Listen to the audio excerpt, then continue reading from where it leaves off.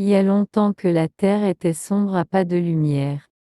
Il faisait très froid et très noir, nuages gris énormes conservaient la lumière et la chaleur dehors et étaient si bas que les animaux devaient ramper.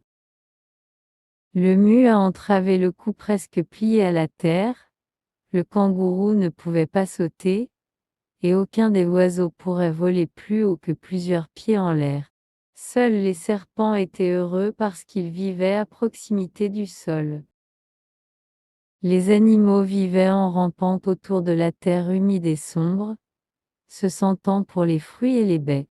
Souvent, il était si difficile de trouver de la nourriture que plusieurs jours passaient entre les repas.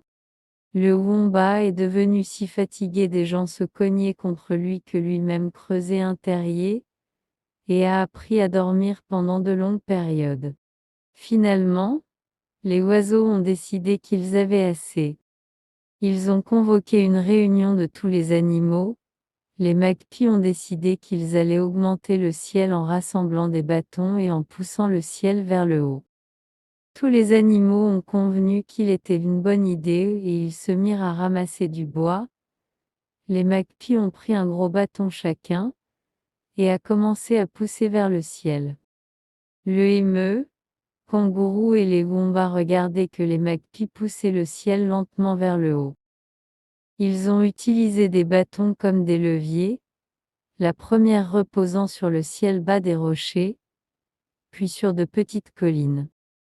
Comme les animaux ont regardé, les magpies, poussés et de forcer, a atteint le sommet d'une petite montagne. Il faisait encore très sombre, mais au moins l'une pourrait se redresser, et le kangourou a été en mesure de se déplacer dans le houblon long et fier.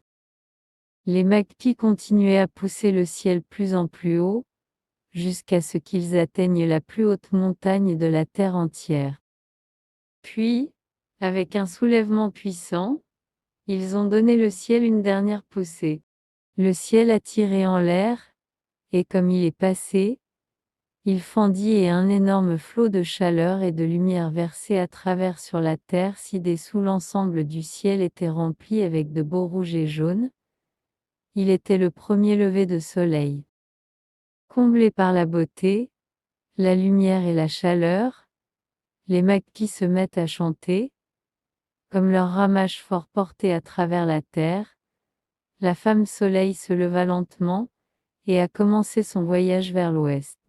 Maintenant, chaque matin, quand le Senafam se réveille dans l'est, elle allume un feu pour préparer la torche qu'elle mènera à travers le ciel chaque jour. Il y a ce feu qui fournit la première lumière de l'aube, puis elle prend son flambeau, et commence son voyage quotidien à travers le ciel. Quand elle atteint le bord ouest du monde, elle a éteint son flambeau de l'écorce. Puis elle assied, et se repeint dans les rouges et jaunes brillants, prêt pour son voyage à travers un long passage souterrain vers son camp à l'est. Voilà pourquoi, à ce jour, chaque matin quand le soleil femme se réveille et allume son feu au le matin, tous les pies la saluent avec leurs belles chansons.